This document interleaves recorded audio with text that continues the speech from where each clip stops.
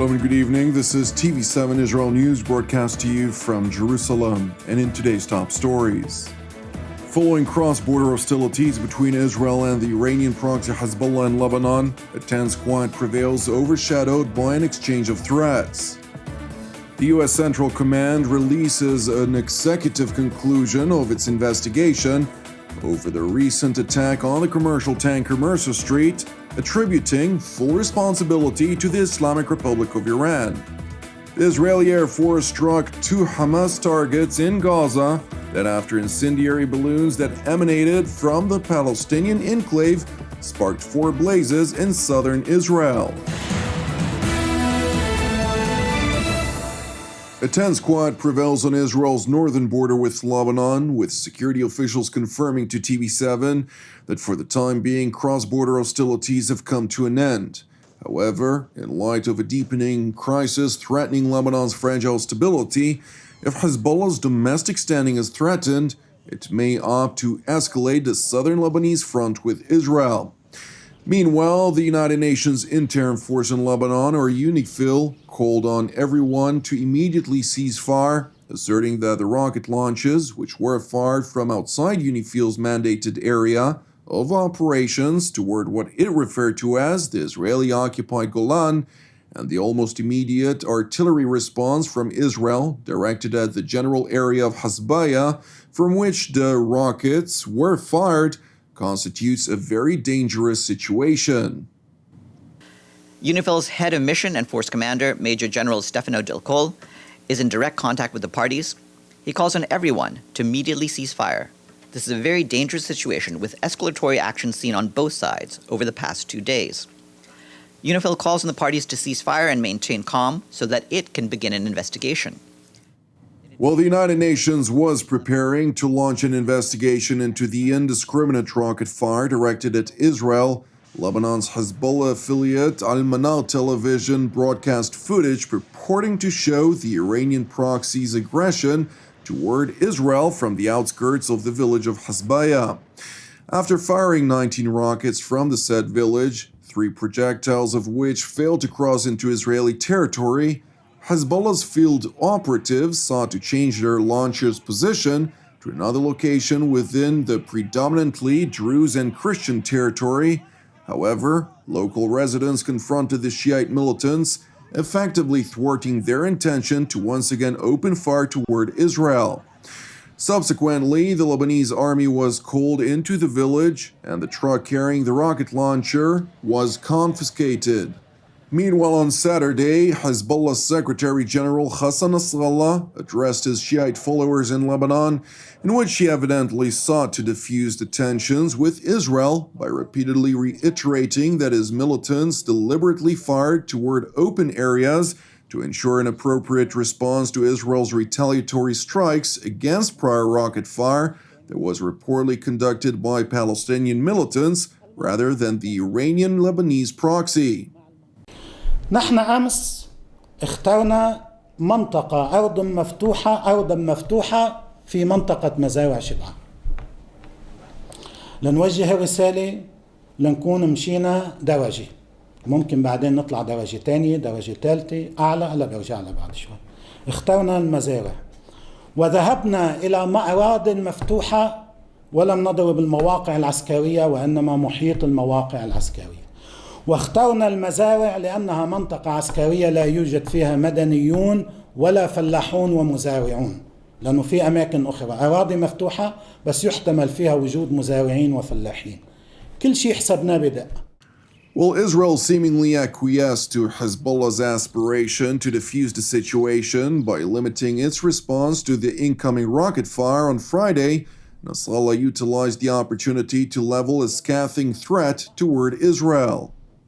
أريد أيضا أن أقول للعدو نحن خياراتنا مفتوحة مثل ما حكيت قبل شوي لأنه ناقشنا نحن الغارات الجوية إن حصلت وأنا أحذره من ذلك لا يعني حكما أن ردنا حتى ولو كان على أرض مفتوحة سيكون على أرض مفتوحة في مزارع شبعة قد يكون ردنا على أرض مفتوحة في شمال فلسطين محتلة ومن هلأ لما بتصير غارات جوية على لبنان على الفلاحين والمزارعين والمدنيين في كل شمال فلسطين المحتلة أن يخلوا الأراضي.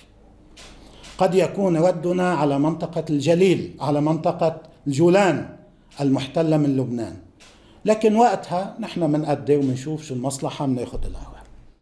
Jerusalem is evidently unimpressed by Nasrallah's threat, with a senior security official highlighting that the IDF will respond with force to any act of aggression by either Hezbollah or Palestinian militants, further highlighting that Iran's clear footprint as the destabilizing factor in the Lebanese theater will inevitably bring about devastating consequences. With that being said, during the weekly Israeli cabinet meeting in Jerusalem on Sunday, Israeli Prime Minister Naftali Bennett took special note of sparks of an awakening of the Lebanese people against Iran's hold over their country. בגזרה הלבנונית יש התעוררות חשובה מאוד של אזרחים רבים במדינה כנגד חיזבאללה והמעורבות האיראנית במדינה, שבתוך המשבר הכלכלי והפוליטי החמור שם, איראן וחיזבאללה מסבכים את אזרחי לבנון גם בחזית מול ישראל. מדינת לבנון וצבא לבנון צריכים לקחת אחריות על מה שקורה בחצר האחורית שלהם.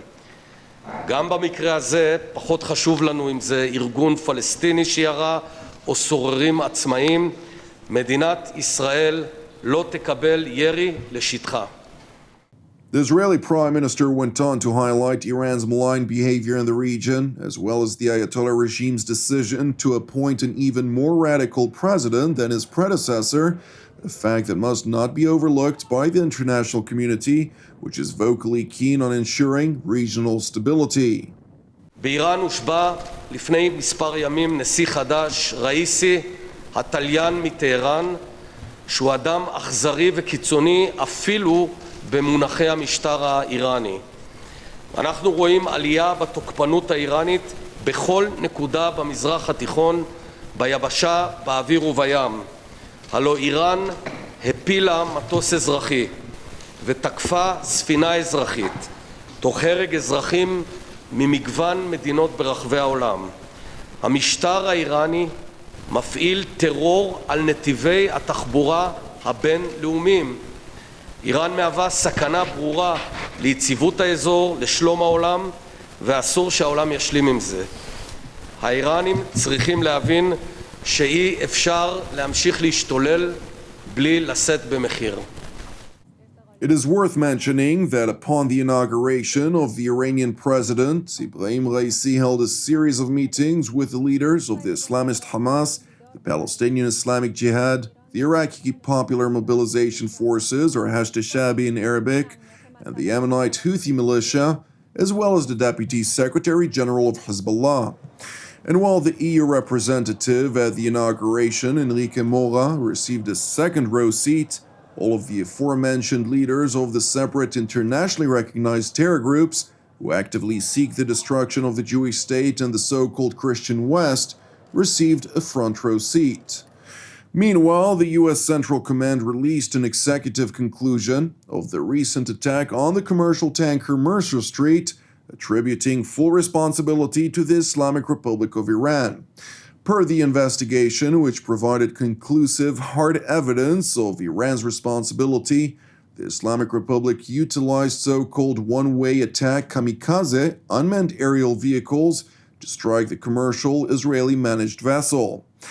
In light of the investigation's findings, the foreign ministers of the G7, including Canada, France, Germany, Italy, Japan, the United Kingdom, and the United States of America, alongside the European Union, published a joint condemnation of Iran's deliberate and targeted attack.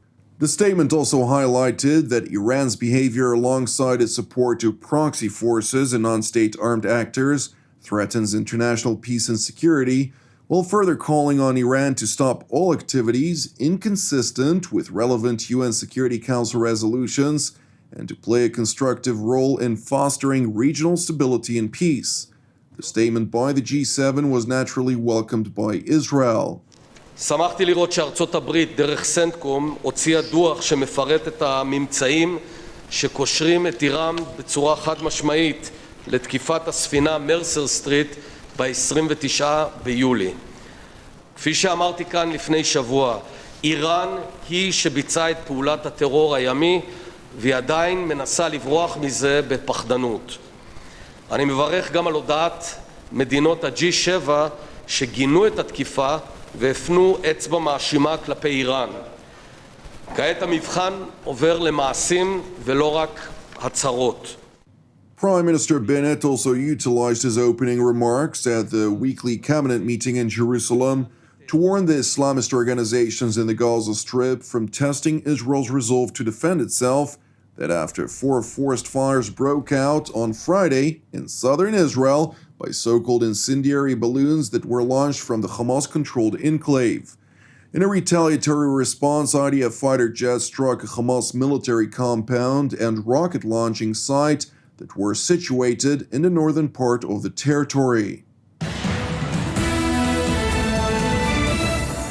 Thank you for watching us. As part of TV7 Israel's prayer initiative, I would like to encourage you today to join the team and me here in Jerusalem to lift up Finland in prayer for its salvation and peace, alongside prayers for our persecuted brothers and sisters around the world, in addition to our ongoing prayers, of course, for the peace of Jerusalem and the salvation of Israel.